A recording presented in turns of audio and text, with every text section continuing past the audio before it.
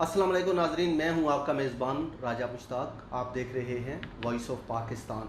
आज का हमारा टॉपिक है एक ऐसी जंग जिसे अमेरिकन लॉन्गेस्ट वार भी कहा जाता है। तो नाजरीन, आज हम बात करेंगे अफ़गानिस्तान के मुतल्लिका जो जितना पिछले अरसद दराज से जंग लगी आ रही है अमेरिकन और अफ़गानिस्तान के साथ। तो उस पर आज हमारी एक डिटेल बातचीत होगी आज के हमारे मेहमान इमरान हनीफ साहब से। इमरान हनीफ साहब एक किताब के मुसन्निफ हैं और उन्होंने एक बड़ी डिटेल किताब लिखी है जो अफ़गानिस्तान और अमेरिका पे जो पिछली 2 दिहाइयों से 3 दिहाइयों से जंग चली आ रही है उस पर एक डिटेल इन्होंने किताब लिखी है, तो उस पर भी कुछ डिस्कस होगी। तो चलते हैं, प्रोग्राम का बाकायदा आगाज़ करते हैं। अस्सलाम वालेकुम इमरान हनीफ साहब। वालेकुम अस्सलाम राजा साहब, क्या हाल चाल है? जी अल्हम्दुलिल्लाह। Thank you very much for detail introduction. जी वेलकम। डेफिनेटली मेरी बातचीत के दौरान जो है ये बात तो सामने आनी थी, बिकॉज मैंने जैसे कि आपने फरमाया कि किताब लिखी है, तो बिल्कुल मैं रेडी हूँ, आपके सामने हूँ। आप किसी किस्म का कोई सवाल पूछना चाहते हैं अफ़गानिस्तान से रिलेटेड तो मोस्ट वेलकम। जी जी। अच्छा, जो अफ़गानिस्तान की जंग है इसकी बेसिक ऐसी क्या ज़रूरत थी कि ये जंग इतनी लॉन्ग जंग चली और लॉन्गेस्ट वार है, और इसके अलावा इसकी जो इससे पहले के हालात बताएं और अभी जो इस जंग के बाद के हालात हैं या ड्यूरिंग जंग जो है वो इसकी जो सूरत हाल है उससे हमें आगाह करें। हाँ, बड़ा ज़रूरी है कि जी जब भी किसी मसले को आप जो है डील करते हैं तो सबसे पहले आपको अंडरस्टैंड करने के लिए उसके बैकग्राउंड में जाना पड़ता है। जी। तो मैं तारीख़ में बहुत ज़्यादा पीछे नहीं जाऊंगा, मैं तकरीबन 40 साल 45 साल पीछे चला जाता हूँ। हम वहाँ से स्टार्ट करते हैं 1979 1979 साल है, और पाकिस्तान के अंदर जो है ना वो प्रेसिडेंट ज़ियाउल हक जो है सदर हैं, और वो जो है सदर बने हैं जुल्फ़िकार अली भुट्टो साहब को जो है ना डिस्पोज़ करके, और बड़े मकबूल सदर हैं उस वक़्त के। और अफ़गानिस्तान पे रशिया अटैक करता है। 79 में रूस ने हमला किया अफ़गानिस्तान के ऊपर। ठीक है। अब मोटा मोटा मैं बताऊंगा कि रूस का प्लान क्या था। तकरीबन 2 हफ्ते में वो लोग सोच रहे थे कि अफ़गानिस्तान को पूरे को रूल करके तो वो बलूचिस्तान का कुछ हिस्सा जो है ना कब्ज़ा करके वार्म वाटर्स ग्वादर बंदरगाह पे चले जाएंगे। अच्छा। बेसिकली ये एक ऐसा वाक़या था कि जो है ना जिसमें नज़र आ रहा था कि रूस जो है ना अफ़गानिस्तान में अपना नहीं कदम रोकेगा, बल्कि अफ़गानिस्तान से आगे कुछ इलाका पाकिस्तान का भी आगे जाने के लिए बॉर्डर पे, बिकॉज रूस जो है उसका अगर जोग्राफ़ी तौर पे मुतालिया किया जाए तो वो चीज़ नज़र आती है कि रूस के पास ठंडी बंदरगाहें हैं, बर्फीली बंदरगाहें हैं, क्योंकि नॉर्थ में है रूस। अगर आप दुनिया का नक्शा देखें तो ऊपर आपको रशिया नज़र आता है। जी जी। तो नीचे जितने गर्म हॉट वाटर जो पोर्ट्स हैं वो उनके पास नहीं है, और उसकी हमेशा कमी महसूस की गई है। तो उसी चक्कर में ये उनका प्लान था। अब पाकिस्तान क्योंकि हमसाया मुल्क था, और उस वक्त जो है ना 3-4 मिलियन के करीब जो है अफ़गान रेफ्यूजी जो हैं वो अफ़गानिस्तान से वो पाकिस्तान में आ गए। अब ब्रादर इस्लामी मुल्क था, उनको रोक तो सकते नहीं थे। जो उनको इतनी बड़ी तादाद में 30-40 लाख लोगों को, बल्कि इससे भी ज़्यादा तादाद थे जो अनरजिस्टर्ड लोग जो अगर हम शामिल करें, तो इतने सारे लोगों को एक गरीब मुल्क के संभालना बहुत मुश्किल था।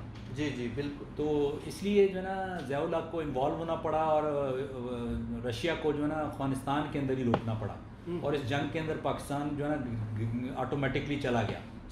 अब ये तकरीबन 8 से 9 साल जो है ना वो जंग चलती रही, और 1988-87 में ये जंग जो है ख़त्म हुई। उस वक्त रूस की फ़ौजें वहाँ से नाकामी का शिकस्त का सामना हुआ। रूस जो है ना वो निकल गया, और पीछे जो है ना 15,000 के करीब अपने फ़ौजियों की लाशें और बिलियंस ऑफ डॉलर जो है ना डिस्ट्रक्शन। उस वक्त के ज़माने में रूस की जो आर्मी है वो समझी जाती थी the most powerful land army in the world. जी बिल्कुल ऐसे। और उसके बाद फिर आपने देखा कि ये हारने के बाद जब वो निकला अफ़गानिस्तान से, तो 2-3 साल के बाद रूस के टुकड़े टुकड़े हो गए, और उससे काफ़ी सारे मुल्क ये सेंट्रल एशियन स्टेट्स वगैरह तमाम बन गए। अच्छा, उस वक्त सुपर पावर रूस ही था ना? जी, सुपर पावर उस वक्त जो सर्द जंग जो चल रही थी वो रशिया और अमेरिका के दरमियान चल रही थी। ठीक और है। अमेरिका नहीं चाहता था कि रूस जो है कामयाब हो अफ़गानिस्तान के अंदर, तो अमेरिका ने जो है ना पाकिस्तान को भी बीच में इन्वॉल्व किया, और उसकी मदद से जो है ना ट्रेन किया मुजाहिदीन को, और इन्हीं लोगों को जो बाद में तालिबान बने इनको तैयार करके रूस के ख़िलाफ़ लड़ाया, और अल्टीमेटली ये मुजाहिदीन जीते। जी जी। और जीतने के बाद हुआ ये कि फ़ौरन साथ ही जब जंग ख़त्म हुई, रशिया निकला, तो साथ ही अमेरिका भी अपने तमाम एट्स एंड डेट्स को लेके वहाँ से निकल गया, और पीछे जो मुल्क जो है उसकी बदहाली का आलम में था। और उसके अंदर जो है ना खाना जंगी चल रही थी, क्योंकि वहाँ पे कबीले हैं आपस में लड़ रहे थे और बहुत खूनरेजी हुई। और अच्छा। इसी खूनरेजी के अंदर एक तालिबान ने जन्म लिया, एक उभर के जी कुव्वत सामने तकरीबन 94 में। ये जो है ना जब हालात इतने ज़्यादा ख़राब थे अफ़गानिस्तान के, तो तालिब मतलब है कि एक पढ़ने वाला स्टूडेंट, एक मदरसे का तालिब इल्म, उसको तालिब कहते हैं, और जब तमाम मिल जाते हैं तो तालिबान।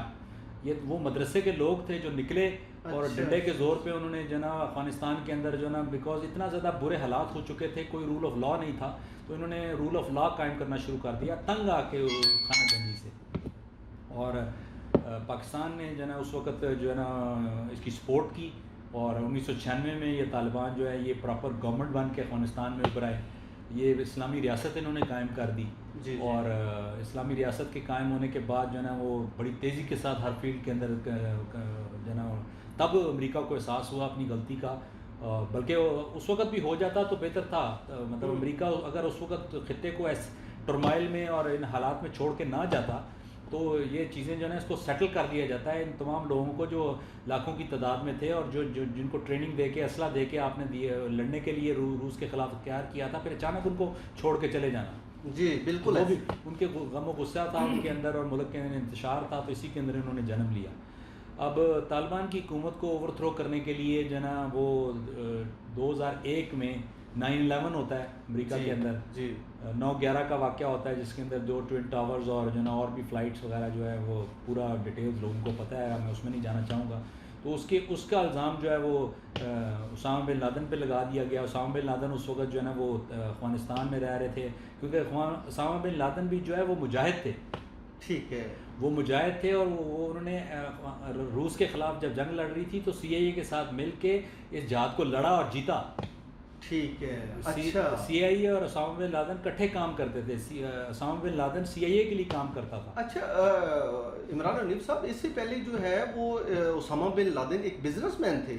उसामा बिन लादेन जो है एक बिलियनियर है, सऊदी बिलियनियर हैं। मैंने अपनी किताब के अंदर इनके बारे में एक चैप्टर भी लिखा है, डिटेल में एक्सप्लेन किया है रिसर्च करके कि वो क्या थे। और बड़े लोग टाइप आदमी थे। जब उनको पता चला कि मुसलमान मुल्क के ऊपर हमला हुआ है और एक रियासत के ख़िलाफ़ लड़ना है, तो इस्लाम के नाम के ऊपर उन्होंने अपनी बहुत सारी अरबों की जायदाद जो है ना वो दी, और आके ख़ुद लड़े। और उनका जो तर्ज़ ज़िंदगी था, जिसमें वीडियोस में वो दिखाते थे, वो एक सादा एक क्लशनकोव के साथ ज़िंदगी गुजारने वाले और सादा ज़मीन पे बैठ के रोटी खाने वाले थे।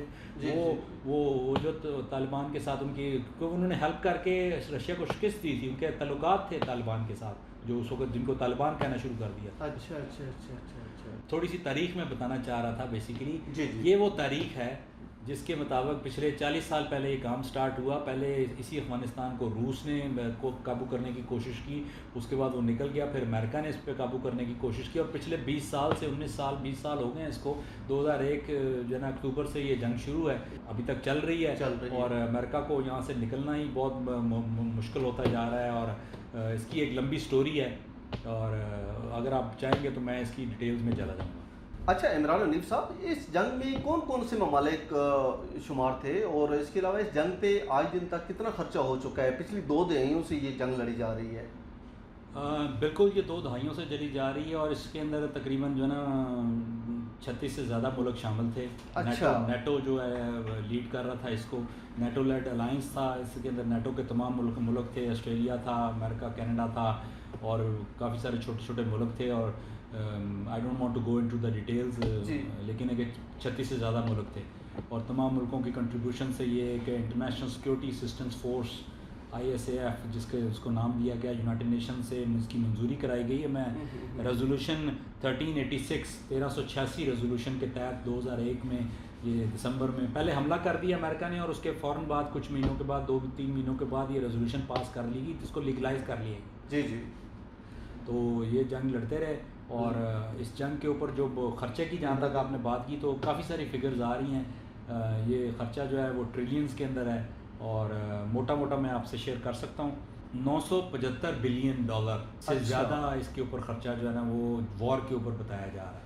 975 बिलियन। अच्छा 975 बिलियन जी। अब इसके अलावा जो है वो 44 बिलियन जो है US एड के प्रोजेक्ट्स में रीबिल्ड करने के चक्कर में डाला गया। तो अभी एग्जैक्ट फिगर जो है ना डिफर करती हैं, कोई थोड़ा सा कम बताता, थोड़ा सा ज़्यादा बताता, लेकिन ये ट्रिलियंस में चला गया खर्चा। और ख़र्चा इसका इसलिए बढ़ गया है कि अमेरिका ने इसको फोरकास्ट नहीं किया था कि इतनी लंबी ये चलेगी, और इसके अंदर ज़ख्मियों की तादाद जो है वो 50,000 से भी ज़्यादा बताई जा रही है। जो अमेरिकन वेटरन्स हैं जो ज़ख्मी होकर फ़ौज से निकले हैं, उनको वजीफ़ा देना, उनकी लुक आफ्टर करना मेडिकली तौर पे साल दर साल, वो अरबों डॉलर का ख़र्चा हर साल उनको एक्स्ट्रा पड़ता जा रहा है जी। और उसके इफ़ेक्ट्स जो हैं, जंग के इफ़ेक्ट्स जो हैं, वो अभी तक जंग पूरी तरह ख़त्म नहीं हुई। अभी तकरीबन जो है 8,500 के करीब जो है ट्रुप्स हैं वो कम करके जो हैं वो छोड़े गए हैं। 12-13 हज़ार के करीब थे, लेकिन प्रेसिडेंट ट्रंप चाहते हैं कि वो इस खित्ते से निकलें, अफ़गानिस्तान के मसले से निकलें, तो कोशिश से काफ़ी प्रेशर दे के अभी भी 8,500 के करीब वहाँ पे ट्रुप्स मौजूद हैं। 87 बिलियन जो है वो खर्च किया गया है अफ़गान मिलिट्री और पुलिस को ट्रेन करने के लिए, लेकिन उनकी स्टेट ऑफ अफेयर जो है वो उसके अंदर करप्शन इतनी ज़्यादा है और उनकी ट्रेनिंग का ये हाल है कि अभी तालिबान ने दोबारा इस मुल्क के ऊपर, अफ़गानिस्तान के ऊपर तकरीबन 60 से 70% कब्ज़ा कर लिया। अच्छा। और तालिबान जो है ना उनके साथ मायदा हो गया, लेटेस्ट जो चल रही है, और मायदे के मुताबिक जो कतर में हुआ, जो पिछले दिनों आपने न्यूज़पेपर में भी पढ़ा होगा, जी जी, उस मायदे के तहत जो है ना अमेरिका वहाँ से निकलना चाहता है, और आस्ता आस्ता इसी मायदे के तहत उन्होंने 13,500 से 8,500 के करीब जो है फ़ौजी कम करके रखे हैं। कोई तालिबान के प्रिजनर्स जो हैं वो स्वाप होना था, गवर्नमेंट के साथ डील हुई थी पहले। तो प्रेसिडेंट जो हैं अभी, एक और इंटरेस्टिंग बात है, इस मुल्क के दावेदार जो हैं लीडरशिप के 2 हैं। एक अब्दुल्ला हैं जो नॉर्दर्न अलायंस से पहले थे, और वो चीफ़ एग्जेक्टिव हैं, वो इस वक्त अपने आप को डिक्लेयर किया हुआ उन्होंने, और जो अशरफ गनी है वो प्रेसिडेंट है। और एक ही दिन में दोनों सेरेमनीज़ हो रही थी अफ़गानिस्तान के अंदर, और अमेरिकन जो सफ़ीर हैं, जो असिस्टेंट हैं एनवाई के, अफ़गानिस्तान के एनवाई के, तो वो जो हैं ज़ल्मे खलील साहब जो हैं वो अशरफ गनी साहब की सेरेमनी में मौजूद थे। और इंडिकेशन थी कि जी कि हम इसको सपोर्ट करते हैं। अल्टीमेटली जो है वो अभी इनको चेंज करके अभी जो अब्दुल्ला साहब हैं उनको जो एग्जैक्ट टाइटल जो दिया गया है, chairman of high council for national reconciliation, मतलब एक हाई काउंसिल बनाई जाएगी मायदे के मुताबिक। हाई काउंसिल, उसके चेयरमैन है वो काउंसिल जो है ना रिकन्सिलिएशन, एक तमाम पार्टियों के साथ मशावरत करके एक सिस्टम बनाएगी, जो हुकूमत बनाएगी, ताकि जो सबको कबूल हो, तो उसके चेयरमैन उनको बना दिया गया। अच्छा इमरान हनीफ साहब, इस जंग से अमेरिका को क्या फ़ायदा हुआ या हो रहा है, या एज एक सुपर पावर अपनी रिस्पॉन्सिबिलिटी जो है वो निभा रहा है कि हालात जो है पूरी दुनिया के बेहतर रहने चाहिए? मसला तो यही है ना कि हालात अपने तरीके से लोग नहीं निभाते, जस्टिस नहीं होता, इसलिए प्रॉब्लम्स होती हैं। अमेरिका को फ्रैंकली जो है वो कोई फ़ायदा नहीं हुआ है, इसका नुकसान ज़्यादा हुआ है। फ़ायदा तो मुझे नज़र नहीं आता है। और ट्रिलियंस ऑफ डॉलर उनके खर्च हो गए हैं, उनके हज़ारों के हिसाब से सोल्जर जो है उनकी डेथ हो गई है, और उसके अलावा 50,000 से ज़्यादा जो है वुंडेड हैं। तो ये दोनों वार जो हैं, अफ़गानिस्तान की वार और इराक़ की वार, जो है अभी 21st सेंचुरी की दोनों वारें जो लड़ी हैं अमेरिका ने, दोनों के अंदर वो लूज़ किया। जी, इराक़ की वार तो इसका मुंह बोलता सबूत है। आजकल के जो हालात हैं इराक़ के अंदर, अगर आप वो देखें तो आपको ख़ुद पता चल जाता है कि वो इराक़ लिबरेट हुआ है या इराक़ तबाह हुआ है। जी जी बिल्कुल। और वहाँ इराक़ में जो तेल है उसके ऊपर किन का कब्ज़ा है। और अफ़गानिस्तान का जहाँ तक था, अफ़गानिस्तान के अंदर कुछ जो ना वो पैसे भी इन्वॉल्व हैं, वहाँ पे कार्बन मेटल के और मिनरल्स के काफ़ी ज़खायर हैं, और गैस के ज़खायर हैं काफ़ी सारे। तो आपको पता है एनर्जी की गेम है सारी दुनिया के अंदर। बिल्कुल। तो लेकिन मज़े की बात यह है कि एक वाक़या छोटा सा मैं सुनाऊंगा कि प्रेसिडेंट करज़ई जो हैं, उनके भाई जो हैं वो मिनिस्टर थे उनकी गवर्नमेंट में, जो पहले इलेक्टेड सदर थे प्रेसिडेंट करज़ई। जी जी। बड़ा अच्छा उन्होंने टाइम गुजारा और बड़े अच्छे स्पीकर थे, और बातचीत उनकी इंग्लिश में और उर्दू में और पश्तो में बड़ी वाइब्रेंट होती थी, और बड़ा मतलब सीजन किस्म के थे। लेकिन बात ये थी कि वो प्रॉपर तरीके से इलेक्ट करके नहीं बनाए गए थे, उनके लिए बड़ा प्रॉब्लम्स था। वो तालिबान उनके बहुत सारे फैसलों को नहीं मानते थे और जो ना उनको कबूल नहीं करते थे, तो प्रॉब्लम में ही रहे हैं। लेकिन उन्होंने काफ़ी अच्छा टाइम गुजारा एज़ कम्पेयर टू बाकी सदरों के। अच्छा इमरान हनीफ साहब, आप मुझे बताएं कि फ्यूचर में आप क्या देख रहे हैं, कि फ्यूचर में आपको ये जो सूरत हाल है अफ़गानिस्तान के अंदर और जो इनके सरहदी इलाके हैं, उसमें ये सूरत हाल या अमन व अमान की आबो हवा आपको कोई नज़र आ रही है? अच्छा तो नहीं लग रहा मुझे, लेकिन एक मुझे तो नज़र नहीं आ रही है साहब, फ्रैंकली स्पीकिंग के वहाँ पे प्रॉब्लम ही नज़र आ रही है। बिकॉज अमेरिका तो जा रहा है वहाँ से, और जाते जाते अफगानिस्तान के अंदर एक रोल जो है इंडिया को देता जा रहा है। इंडिया की इन्वेस्टमेंट वहाँ पे बढ़ा दी है और इंडिया को जो ना लोकल एरिया का चौधरी बनाता जा रहा है, जिसकी वजह से जो ना मतलब वो डेफिनेटली प्रॉब्लम्स बढ़ेंगी। अब अमेरिका ने एक और काम भी किया है कि अफ़गानिस्तान और मायदा हुआ है, सिक्योरिटी का मायदा हुआ है, जो सेंट्रल एशियन स्टेट्स हैं 5 प्लस अफ़गानिस्तान, इनको मिला के वो जो है ना वो एक अलायंस बनाना चाह रहे हैं, सिक्योरिटी अलायंस ऑलरेडी बन चुका है और उसके ऊपर काम हो रहा है। और अब मुझे नहीं पता कि अभी फ्यूचर में बहुत दूर तक अब नहीं सोच सकते, लेकिन एक नज़र ये आ रहा है कि इन 5-6 मुल्कों को सिक्योरिटी अलायंस बना के इनको एक यूनियन के तौर पे उभारा जाएगा और इनको जो ना तैयार किया जाएगा किसी दूसरी ताकत के ख़िलाफ़, चाइना के ख़िलाफ़, पाकिस्तान के ख़िलाफ़, जो भी उनके ख़िलाफ़ होंगे अलायंस को। और इसके अंदर ऑलरेडी जो है वो सेंट्रल एशियन स्टेट्स के अंदर जो ना बेसिस वगैरह अमेरिका ने बनाए हैं, वहाँ पे जो ना तजारत वजारत और अमेरिकन फ़ौजियों की आमदोरफ्त और यूरोपियंस की काफ़ी है वहाँ पे। और ये अमीर मुल्क हैं, सेंट्रल एशियन स्टेट्स हैं, इनके अंदर भी तेल और गैस के ज़खायर मौजूद हैं, रिच कंट्रीज़ हैं, छोटे छोटे मुल्क हैं जो रशिया से टूटे थे। अब ये जो है ये परेशानी हमारे से ज़्यादा जो है वो रशिया के लिए ज़्यादा परेशानी है, क्योंकि रशिया से आज़ादी हासिल करने वाले वो मुल्क अभी जिनका अलायंस बन रहा है और वो क्यों बन रहा है और उसके क्या मरक़ात होंगे, उसका क्या इफेक्ट्स रशिया को हो सकता है, बिकॉज उनके साथ रशिया का बॉर्डर लगता है। जी बिल्कुल बिल्कुल बिल्कुल ऐसे ही है। आई थिंक कि आपकी बातों से लग रहा है कि ये अमेरिका जो है वो यहाँ पे इंडिया को एशिया का चौधरी बना के इसके थ्रू जो उसके काम हैं वो यहाँ पे कंट्रोल करेगा। बिल्कुल ऐसे अगर आसान अल्फाज में अगर जी बिल्कुल ऐसे ही है, बिल्कुल आपने ठीक कहा। अब ये है कि बेसिकली ये है कि इंडिया को जो, जैसे मैंने अपनी एक पुरानी वीडियो में भी आपको इंटरव्यू देते हुए बताया, बातचीत करते हुए, कि इंडिया को जो है ना वो बेसिकली सपोर्ट इसलिए किया जा रहा है, उसको खड़ा इसलिए किया जा रहा है कि उधर एक फनेटिक गवर्नमेंट जो है ना, एक मोदी नाजी हिटलर वाली गवर्नमेंट को ला के और उस गवर्नमेंट को खड़ा करके इलाके के अंदर जो है ना वो प्रॉब्लम क्रिएट किया जा सके, उसको चाइना के ख़िलाफ़ खड़ा किया जा रहा है, ताकि चाइना के जो हेजमोनिक डिज़ाइंस हैं, जो ग्रैंड डिज़ाइंस हैं, कि वो अमेरिका समझता है कि ये जो बेल्ट एंड रोड इनिशिएटिव जो प्रोजेक्ट बनाया है जो 1 ट्रिलियन के करीब है और 900 कितने बिलियन जो मैं जिसके ऊपर एक डिटेल प्रोग्राम किया है, जी वो प्रोग्राम जो है वो एक्सपेंशनिस्ट पॉलिसी है चाइना की, और चाइना उसके ज़रिए पूरी दुनिया पे कब्ज़ा करना चाहता है। तो ये बेसिकली 2 बड़े हाथियों की जंग है, जो अक्सर मैं कहता हूँ। तो छोटे मुल्कों को पोजीशन लेनी होती है उनसे पहले, और वो किसके साथ जुड़ते हैं। तो हमारा फ़ायदा जो है बेसिकली डेफिनेटली चाइना के साथ है। चाइना हमारा नेबर है, रिलायबल दोस्त है, फ्रेंड है, और इंडिया के लोगों को मेरे ख्याल ये उनके लिए जो है ना आई ओपनर है कि जो पढ़े लिखे प्रोग्रेसिव इंडियंस हैं वो तो बड़े प्रॉब्लम में हैं। वहाँ के जो मिनॉरिटीज़ हैं वो तो परेशान हैं, उनको समझ नहीं आ रही कि ये कौन लोग आ गए हैं और ये कैसी हरकतें कर रहे हैं, और इंडिया के लिए भी एम्बेरसमेंट हो रही है और रीजन के लिए भी एम्बेरसमेंट हो रही है, और उन लोगों के लिए भी ज़िंदगी मुश्किलात से। जी बिल्कुल इमरान साहब, अगर ये कहा जाए कि इंडिया के अंदर ही अंदर सर्द जंग का आगाज़ हो चुका है तो मेरे ख्याल में ये गलत नहीं है। बिल्कुल सही, बिल्कुल सही। अगर सादा अल्फाज में बताया जाए तो इंडिया के अंदर भी जो है ना वो लोग जो है मुतमईन नहीं है। जब आपकी मासेस ही आपके ख़िलाफ़ मुतमईन नहीं होती तो डेफिनेटली वो खड़ी होंगी, वो प्रॉब्लम क्रिएट करेंगी। अभी वो जो अपोजिशन लीडर हैं इंडिया के, उन्होंने जो ट्वीट किया उसके अंदर उन्होंने तो उनको नाम दे दिया है सरेंडर मोदी।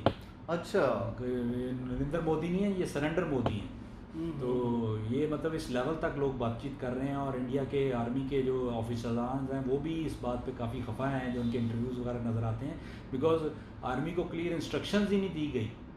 मिलिट्री जो है वो एक्शन करती है जो मुल्क का सरबराह होता है उसके आर्डर के ऊपर। अगर वो कंपनी का जो बॉस होता है, जो मैनेजर होता है, वो ऑर्डर देने में देर करते हैं तो प्रॉब्लम्स भी हो जाती हैं, काम ख़राब भी हो जाता है। तो अगर टाइमली नोट किया जाता है। अभी मज़े की बात ये है कि ये कैसी प्रोफेशनल आर्मीज़ हैं या लोग हैं जो कहते हैं कि जी कि एक इंच जो है ना डिटेल मौजूद है, मैप्स जो है सैटेलाइट मैप्स की मदद से देख सकते हैं। तो चाइना की 1.5-2 लाख फ़ौज वहाँ पे वो आई और एक्सरसाइजें कर रही है कुछ अरसे से, और ये उनको नज़र कैसे नहीं आया, ठीक है, नज़र कैसे नहीं आए, या चुप करके उसको कहा गया कि चुप करो जी, पुरसरार खामोशी। मतलब ये कि एक इंडिकेशन है कि ये कि एक अलार्म बेल है इंडिया के अंदर जो है वो बज रही है, और लोगों को सोचना चाहिए, स्पेशली इंडिया के लोगों को, कि ये क्या हो रहा है जी। कि ये ऐसे लग रहा है जैसे जानबूझ के लड़ाई स्टार्ट करके कराई जा रही है और इंडिया को जंग में झोंका जा रहा है। मरेगा तो गरीब, हमेशा जंगों में यही होता है। सेकेंड वर्ल्ड वॉर में देखा आपने कि पूरे यूरोप, पूरी दुनिया तबाह होगी और लाखों लोगों ने कुर्बानियाँ दी और एटम बम चले, बिल्कुल। उस ज़माने में और आज के ज़माने में तो बहुत फ़र्क है। बहुत फ़र्क तो है। ये तो दोनों न्यूक्लियर पावर कंट्रीज़ हैं और सारे मसले जो हैं बैठ के बातचीत से हल होने चाहिए और बिल्कुल कोशिश ठीक कह करना रहे हैं जी चाहिए। इमरान हनीफ साहब। अगर देखें तो आज दिन तक जितनी भी बड़ी बड़ी जंगें हुई हैं, आई थिंक कि बेसिकली ये जंग वो लोग किसी की जंग लड़ रहे होते हैं, इवन कि उनको खुद भी नहीं पता होता। अगर बहुत सारी ऐसी जंगें हैं या ऐसे हालात वाक़यात होते हैं तो उसमें उन कुफ्तों को या उन कंट्रीज़ को खुद नहीं पता होता कि वो किसकी जंग लड़ रहे हैं। बेसिकली ये है कि जी जो अफ़गानिस्तान की जंग में जो पाकिस्तान इन्वॉल्व हुआ और जो ना पूरी हमारे गवर्नमेंट इन्वॉल्व हुई, तो बेसिकली अमेरिका की जंग लड़ रहे थे जी। उसकी जंग में मदद करने की वजह से पाकिस्तान को कितने नुकसानात हुए। आपके अंदर ये क्लाशनकोव कल्चर, ये ड्रग कल्चर इंक्रीज़ हुआ, टेररिज्म वगैरह बढ़ा, तो पाकिस्तान को तो उसका फ़ायदा नहीं हुआ। जितने उसको पैसे अगर 100 रुपया खर्चा किया तो उसमें से 10 रुपये दे दिए हैं, और उसके बावजूद भी अमेरिका कहता है कि इतने बिलियन हमने आपको दिए हैं। तो बिलियन का जब हिसाब देने की बारी आती है और तो उस वक्त तो वो आगे से जवाब आता है डू मोर का। डू मोर, तो डू मोर वाला तो सिलसिला पाकिस्तान में आई थिंक रोक दिया गया। बहुत बिल्कुल ये रोकना चाहिए। जी। हमें अपने हम एज अ कंट्री जो है ना वो अपने फैसले करने चाहिए, जी। सोच समझ के करने चाहिए और इंसाफ और उसके तराजू के अंदर रह के करने चाहिए। जी बिल्कुल बिल्कुल ठीक है जी। Thank you so much Imran Hanif sahab. नाजरीन, आपने एक बड़ा डिटेल इंटरव्यू सुना, एक डिटेल आपने बातचीत सुनी अफ़गानिस्तान के हवाले से।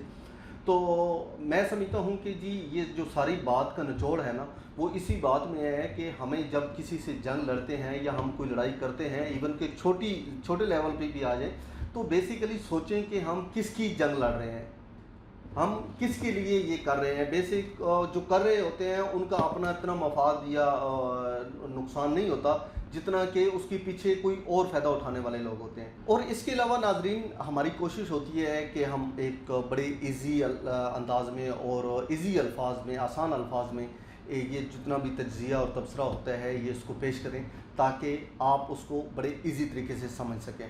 और नाजरीन, इसके अलावा मैं चाहूँगा कि अगर किसी किस्म के भी आपके ज़हन में कोई ऐसा क्वेश्चन है, ऐसी कोई डिबेट है या ऐसा कोई जो हम डिस्कस नहीं कर सके, अगर वो आप चाहते हैं कि उस पे हम एक वीडियो बनाएं, तो नाजरीन वो भी आप हमारे जो नीचे डिस्क्रिप्शन है उसमें आप हमें मैसेज सेंड कर सकते हैं। तो थैंक यू सो मच नाजरीन। इन्हीं अल्फाज के साथ इमरान हनीफ साहब और राजा मुश्ताक को इजाज़त, मिलते हैं एक नई वीडियो के साथ। एज़ यूजुअल, अगर अभी तक आपने हमारा चैनल सब्सक्राइब नहीं किया तो सबसे पहले आप हमारे चैनल को सब्सक्राइब करें और इस वीडियो को ज़्यादा से ज़्यादा अपने दोस्तों तक शेयर करें। पाकिस्तान जिंदाबाद।